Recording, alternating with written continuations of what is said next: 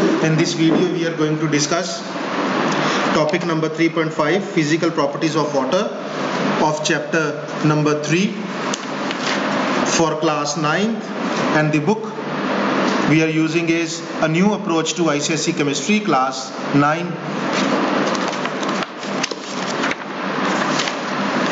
Physical properties of water. There are certain physical properties of water, and now we are going to discuss those physical properties. The first thing which we have to remember is color of water. Color of water is always colorless. The water is always transparent, and it's a very clear fluid. If any liquid is having such type of properties, it may be water, but it is not definitely sure that colorless, transparent and clear liquid is definitely a water. There are certain other physical properties also we have to keep in our mind, and we will be discussing all those properties.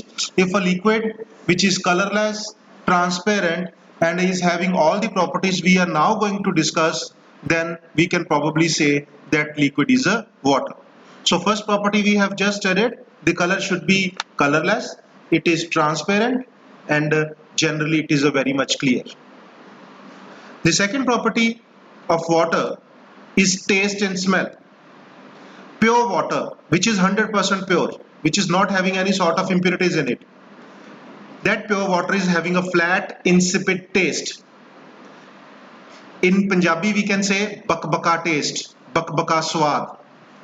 100% pure water is not having any sort of taste of it. You can also call it as a tasteless. The water which we are drinking, generally it is having some sort of taste. It may be salty, it may be sweeter. That saltiness and sweetness is because of some dissolved salts in it, which provide a specific taste.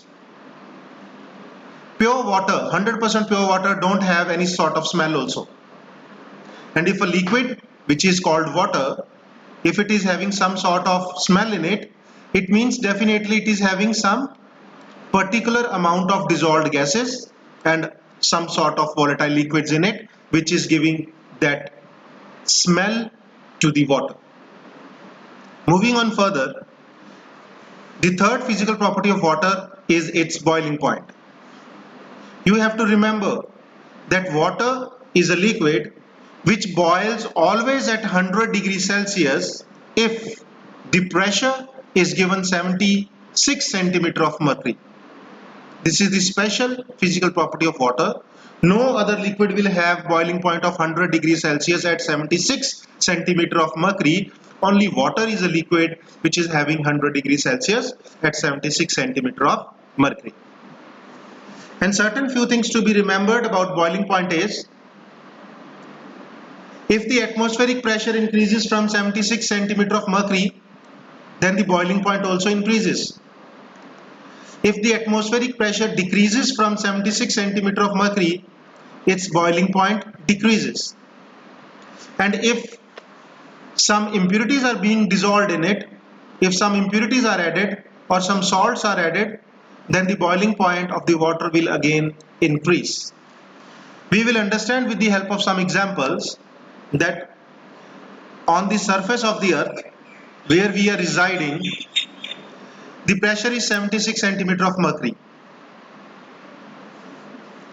On the hilly area, the atmospheric pressure decreases. Hence, the boiling point of water also decreases. On the earth's surface, the water boils at 100 degrees Celsius, but on the hilly area, the atmospheric pressure decreases from 76 centimeter. Therefore, the water boils below 100 degrees Celsius. It could be 70 degrees Celsius, it could be 60, it could be 80 degrees Celsius. But the thing to remember is, as the atmospheric pressure decreases, the boiling point will also decrease. And if anyhow the atmospheric pressure is increased, if we are capable to increase the atmospheric pressure, just like in pressure cooker, there the boiling point of water increases and the water boils above 100 degrees Celsius. Above 100 degree, it may be 120 degrees Celsius, it may be 125 degrees Celsius, or even above also. So if the atmospheric pressure increases, boiling point of water also increases. The third point is, if you are adding some sort of impurities in it, then also the boiling point of water increases. You must have seen your mothers during the preparation of some food items, as in Punjab, certain mothers usually cook saag in winters, and mothers usually put salt along with the raw saag to cook it easier. The reason behind is, if we are going to add some salts or impurities to the water, the boiling point of water will increase and it will boil above 100 degrees Celsius. It will not start boiling at 100 degrees Celsius. It will boil above 100 degree Celsius. The second examples we are commonly uh, seeing in our daily life is, while boiling the eggs, mothers usually put 1 teaspoon of salt in it. The addition of the salt to the water, it helps in increasing the boiling point, and the water don't boils at 100 degrees Celsius. It boils even with the higher temperature, that is near about 120 or 130 degrees Celsius, and that makes the boiling of the eggs easier. The next physical property of the water is the freezing point. The freezing point of water is 0 degrees Celsius, but again the condition is the atmospheric pressure should be 76 centimeter of mercury. There are two factors which are influencing freezing point, which are affecting the freezing point, and those two factors are the atmospheric pressure and the impurities. If the atmospheric pressure increases than 76 centimeter of mercury, then the freezing point will fall below 0 degrees Celsius of water. If we are increasing the atmospheric pressure from 76 centimeter of mercury to the higher levels, then the freezing point of the water will decrease. It will fall from 0 degrees Celsius to lower temperatures. And the second is, if you are adding some sort of impurities to it, if you are adding salt to water also, then also the freezing point of water will drop or fall below 0 degree Celsius. Now we are going to study some physical properties of water which are related to the state of matter. The fifth physical property of water shows that when water is boiled, it changes into gaseous state, and we know that boiling point of water is 100 degrees Celsius. 1 centimeter cube of water changes to approximately 1760 centimeter cube of steam at 100 degrees Celsius. If we are providing the temperature of 100 degrees Celsius and the volume taken of water is only 1 centimeter cube of water, only 1 centimeter cube of water, and we are providing the heat of 100 degrees Celsius, that 1 centimeter cube of water which is in the state of liquid, it will convert into gaseous state, and the volume of that gaseous state will be 1760 centimeter cube. So this much extent of liquid water will be converted into gaseous matter. Now, when we are going to heat the water at 100 degrees Celsius,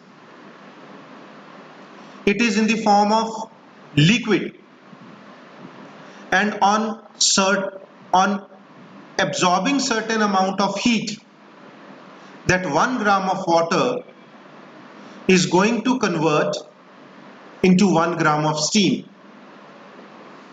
During this process, the heat which is required by the water to increase its state from liquid to gaseous state, or you can say to change its state from liquid state to gaseous state, it is absorbing 2260 joules of energy, or you can also say that it is absorbing 540 calories of heat energy in converting 1 gram of water into 1 gram of steam. Thus we can say the amount of heat which we are giving, that the water is required to change only 1 gram of water, and the temperature of water is 100 degrees Celsius, and on heating it will convert into only 1 gram of steam, and still the temperature will remain at 100 degrees Celsius, because boiling point is 100 degrees Celsius and the conversion of liquid state changes into gaseous state at 100 degrees Celsius. At this time, the amount of heat energy required by the water, it is called specific latent heat of vaporization of steam.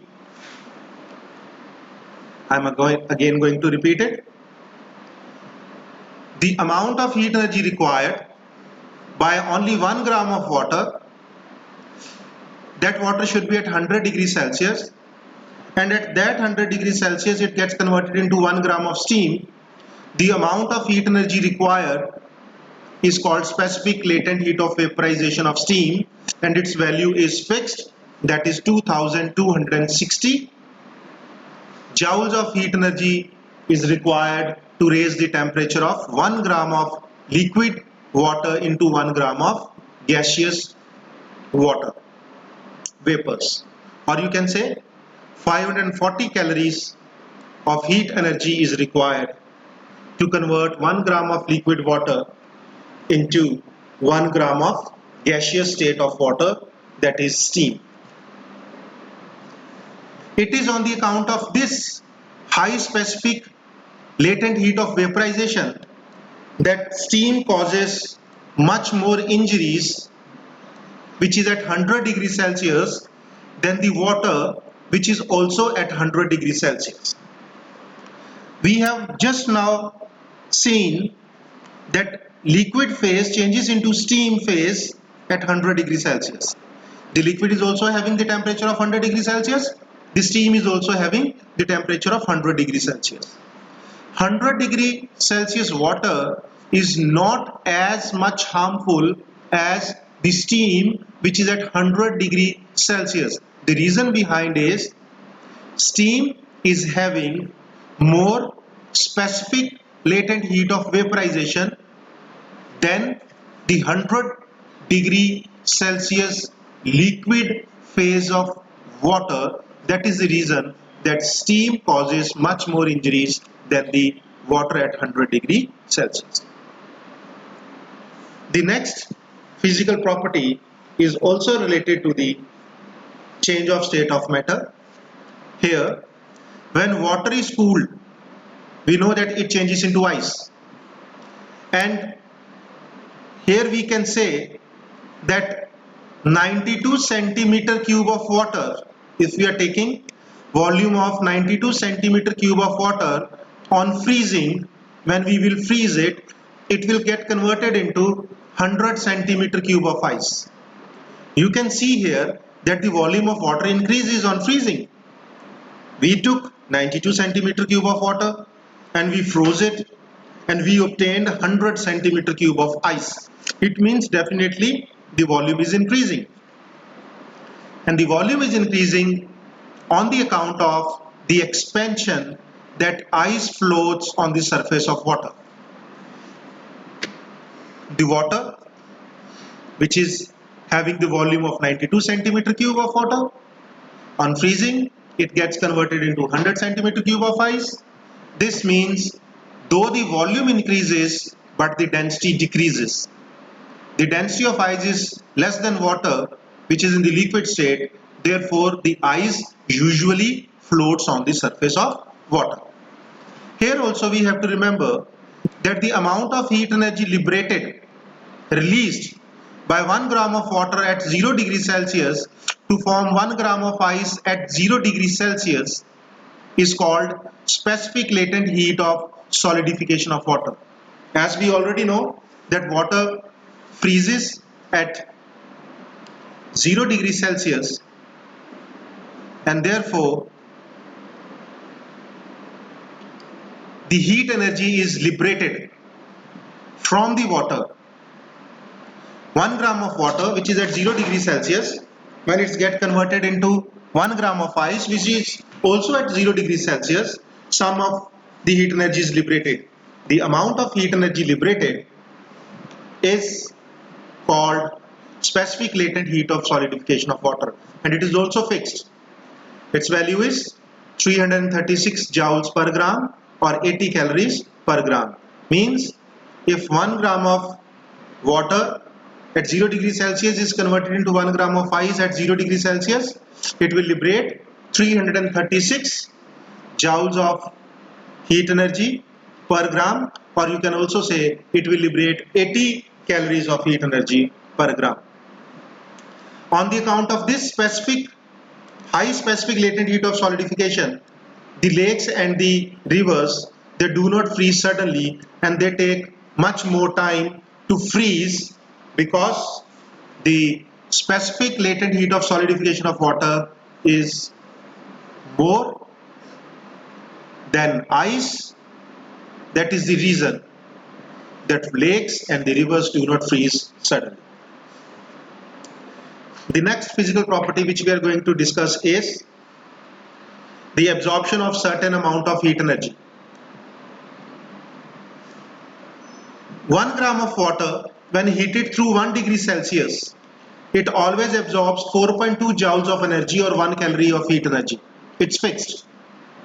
Whenever 1 gram of water is heated and there is a change of 1 degree Celsius in it, suppose the water is at 24 degrees Celsius and on heating the temperature rises to 25 degrees Celsius, there is a change of 1 degree Celsius. For the 1 degree change in Celsius of the heat energy required or absorbed is 4.2 joules or 1 calorie. This fixed amount of heat energy which is absorbed by 1 gram of water when heated only and only through 1 degree Celsius is called specific heat capacity, and it is also fixed that for the 1 gram of water when it changes its temperature by 1 degree Celsius, it's fixed 4.2 joules of heat energy is absorbed or used, or you can say 1 calorie of heat energy is absorbed per gram of water. On the account of this high specific heat capacity, the water is used as the coolants in motor cars, radiators, etc.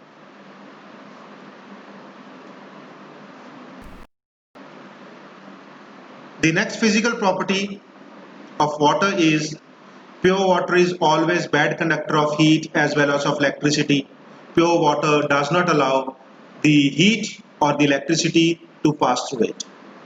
The last physical property of water is that water is a polar covalent compound, and it is having a unique property to break the electrostatic forces holding the ionic compounds.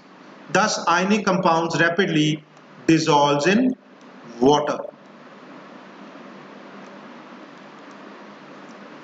We can say that any ionic compound which is having electrostatic forces between its cations and anions, water can easily break that electrostatic forces and it can set cations and anions free, and hence water dissolves in it that particular ionic compound which has been put into the water.